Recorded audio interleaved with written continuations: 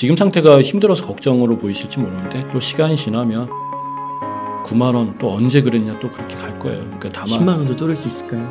뚫죠. 저는 뚫다고 봐요. 갖고 계신 분들은 많이 좋아지네. 이제 좀 안심하게 되지 않을까. 내년 후반 정도. 최종 2만 원이라고 많이 들어보셨나요? 예. 좀 어떻게 보세요? 그러면은 국내에서 좀 적용을 했을 때 국내 주식 지금 한 2,300대더라고요. 그러면 국내도 만약에 이제 좀 다시 반등의 분위기가 생긴다 했을 때는 삼성전자 같은 엔솔이나 이런 주식들이 먼저 올라간다고 볼 수 있을까요? 그렇죠. 맞아요. 삼성전자가 올라가야지만 시장은 분명히 화기애애해집니다. 예, 삼성전자가 안 올라가면 지금 삼성전자가 안 올라가고 2차전지가 올라가고 뭐 일부의 좀 기업들이 올라가고 있는데 기업군들이 올라가고 있는데 삼성전자가 안 올라가니까 화기애애하지가 않아요. 요즘 주식시장 보면. 네. 그러니까 이제 삼성전자가 올라줘야 됩니다. 근데 좀 아까 말씀드린 대로 삼성전자가 오르려면 기업의 가치가 좋아서 올라가는 게 아니라 전체 경제 상황이 어느 정도 뭔가 이렇게 나아질 기미가 있다고 생각했을 때 그 다음에 뭐 아까 서두에 말씀드린 뭐 채권 투자자들도 이제 미국 채권 괜찮네. 그러니까 미국 괜찮게 볼 때 그다음에 이제 우리 같은 공격적인 투자자들이 애플도 사고 테슬라 사고 엔비디아 사고 그다음에 삼성전자로 사러 들어온다는 거죠. 예. 그 다음 순서군요. 네. 삼성전자의 실적을 갖고 주가가 반등하는 거는 그건 아니고요.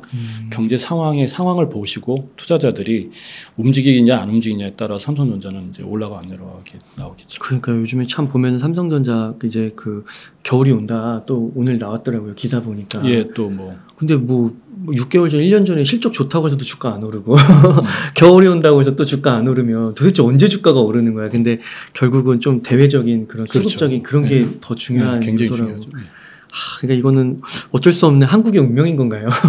네, 아까 말씀드린 대로 한국뿐만 아니라 미국을 지금 대부분의 나라들이 어쩔 수 없습니다. 어쩔 수 없는. 네. 그러니까 이게 삼성전자의 펀더멘털 문제는 아니라고. 아니죠.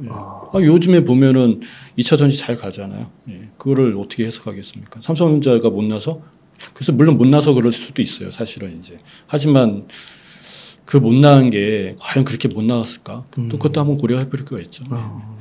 뭐 2차 전지는 뭐 요즘에 한참 못 났다고 하더니만 요즘 잘 간다고 또 내가 잘 나는 주식이 이렇게 얘기하기 또 어렵지 않습니까? 그죠? 예. 우리는 이제 좀 어쩔 수 없어요. 상황이 좋아져야 돼요. 그러면은 그 서브프라임 때나 뭐 그 2010년, 15년 이런 중반 때도 이렇게 한 번씩 휘청거릴 때 우리나라 네. 주가가 휘청거릴 때 이런 시기를 거치면 삼성전자가 반등을 해서 결국 또 올랐잖아요. 그럼요. 예. 그러니까 삼성전자가 그 시기가 언제인지 모르겠지만 앞으로도 그런 시기가 올 거라고는 보시는 거죠. 왜냐하면 반도체 자체가 경기 성장과 직결적인 거죠. 네. 그래서 우리가 경기 민감주라고 하잖아요. 예. 그러니까 뭐 미국도 예외적이지 않아요. 지금 필라델피아 반도체 지수가 삼성전자 주가처럼 이렇게 좋지가 않아요. 엔비디아도 마찬가지로. 맞아요. 반도체 다 안 좋아요. 이건 반도체 경기 인덱스는 계속 빠지더라고요. 네. 경기 민감주라고 그래요. 경기가 안 좋으니까. 경기가 좋으면 막 올라가고 막. 그러니까 이제 바로바로 나타나죠. 그럼 그때는 많이 빠진 만큼 많이 또 오를 수도 있겠네요. 그러면 이제 경기가 성장이 되면은 이제 늘 그랬듯이 경기가 이제 어느 정도 진통이 끝나고 나면은 이제 새로운 이제 그 성장 그 힘을 받기 때문에 근데 앞에 힘보다는 뒤에 힘이 더 세는 경우가 많습니다. 아무래도 돈도 많이 풀렸으니까. 그러니까 이제 뭐 우려하고 걱정은 되시지만 좀 지금 상태가 힘들어서 걱정으로 보이실지 모르는데 또 시간이 지나면 삼성전자 또 뭐 9만 원 또 언제 그랬냐 또 그렇게 갈 거예요. 그러니까 다만 10만 원도 뚫을 수 있을까요? 10만 원이요? 10만 전자. 뚫죠. 저는 뚫다고 봐요. 네, 다만 시간의 문제지. 네. 경기가 좀 회복이 빨리 되면 좋은데 이제 그런 문제죠. 그럼 2027년인 건가요? 대략 뭐 2027년은 너무 먼 것 같아가지고. 글쎄요. 뭐 2024년 이후부터는 좀 나아지지 않을까요? 네, 좀, 그래도 한 2년 봐야 돼요. 봤을 때 주가 이제 많이 좀 괜찮아지고 있구나 느끼면 아마 내년 후반부터는 삼성전자 갖고 계신 분들은 많이 좋아지네. 이제 좀 안심하게 되지 않을까. 이런 식의 느낌을 받지 않을까. 내년 후반 정도. 내년 후반까지. 그러면 삼성전자도 만약에 좀 미국 투자 이런 것보다 그래도 국내 주식이고 국내 주식에 대한 정보 접근성이 좀 편한 면이 있으셔가지고 그런 분께서 국내 주식 위주로 좀 투자하시는 분이라면은 삼성전자를 지금부터 좀 모아가는 관점은 어떻게 생각하세요? 그거 나쁘지 않습니다. 나쁘지 지금도 않습니다. 가격이 낮다고 네. 보시는 거예요? 대신 이제 주식수로 모아가는 개념이지 지금 이 가격이 저가라고 해서 또 목돈으로 딱 들어오지 마시고 그 기한이 있는 돈으로 들어오면 안 되고. 그렇죠. 그러니까 뭐 우리 이제 매월 뭐 내가 한 뭐 그러니까 아까 소대 말씀드린 이게 가격이 낮은 기간이 앞으로 좀 길게 갈 거니까 그냥 스텝 바이 스텝으로 갑자기 이렇게 올라가는 건 아니니까 예. 서둘러서 막 지금 아니면 안 사겠다. 우리 작년 재정에 그랬잖아요. 지금만 아니면 안 될 것처럼 막 다들 잡았잖아요. 그렇게 전략을 안 펴셔도 된다는 거죠. 그러니까 말씀 들어보니까 뭐 예를 들어 뭐 파운드리에서 TSMC랑 막 경쟁을 해야 되고 뭐 반도체 램 가격이 뭐 안 좋다 뭐 이런 것들도 있고 경기가 안 좋은 거 있고 뭐 여러 가지가 있는데 뭐 그래서 뭐 이제 삼성전자에 대한 뭐 경영진 그런 뭐 경영 전략의 부재 뭐 이런 것도 막 얘기가 나오고 하는데 그런 내부적인 그런 것보다는 요인보다는 그렇죠. 외부적인 걸로 돌릴 필요가 TSMC 주식도 별로 안 좋아요. 안 좋죠. 네. 다 똑같습니다. 그러니까요.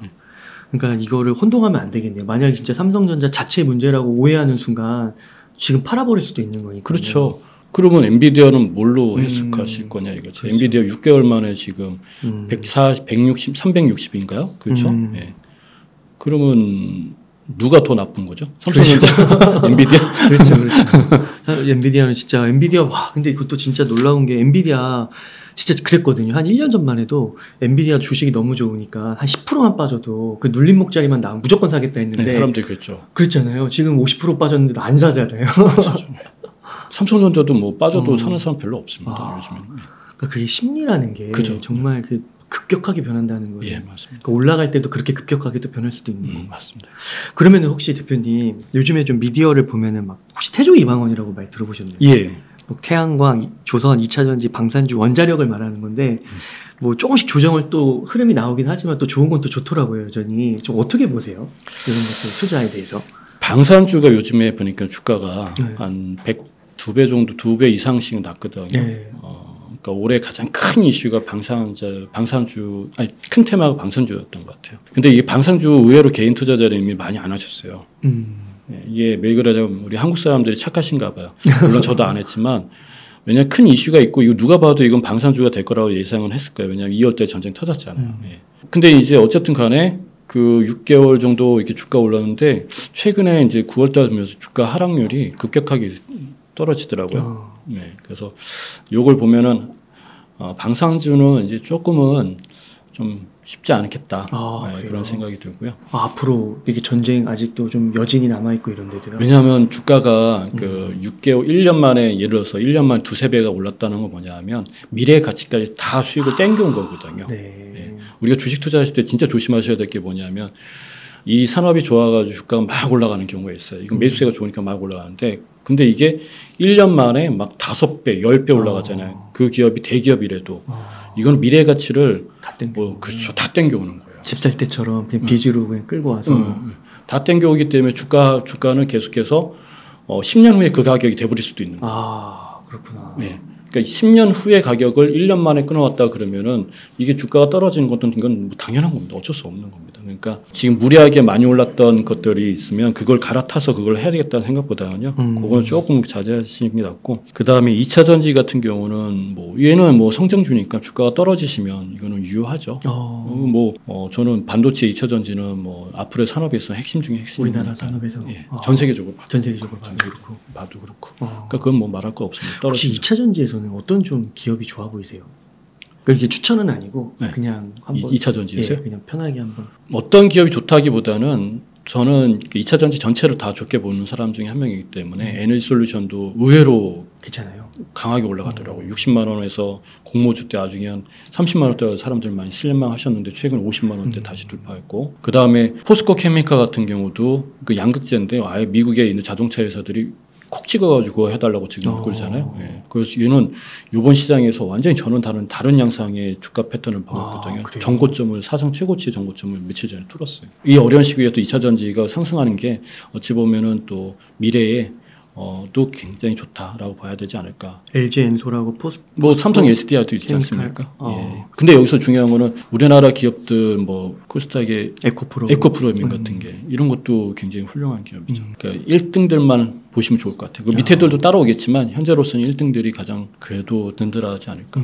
이번에 에너지 솔루션 보면서 역시 2차전지가 힘이 세구나 이런 걸 많이 느꼈습니다. 그러니까 이런 주식들도 한번 또 만약에 출렁인다 하면 담을 필요도 있겠네요. 2차전지는 영원한 테마, 그러니까 4차 산업에 있어서 테마 중에 테마지 않습니까? 반도체와 2차전지. 네.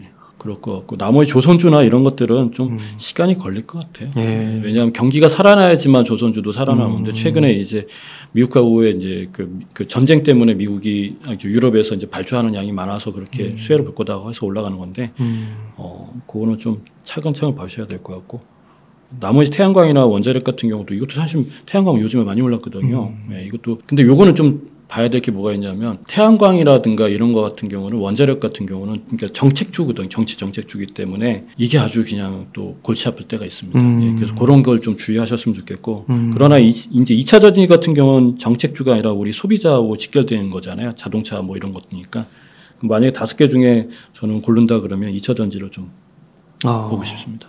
그러니까 아무래도 또 주식 만약에 초보자분들이 좀 접근을 하는데 좀 용이한 거는 그럼요. 아무래도 2차전지 그렇죠. 반도체 같이 계속해서 성장하는 그렇죠. 누구나 다 알 수 있고 누구나 2차전지 반도체 많이 쓰이고 있구나 이런 걸 선택하는 게 좋죠. 그게 낫지. 다른 것들은 이제 조금 어렵고 경기도 봐야 되고 네, 맞습니다. 순환도 하니까 그렇게 좀 볼 수 있겠네요.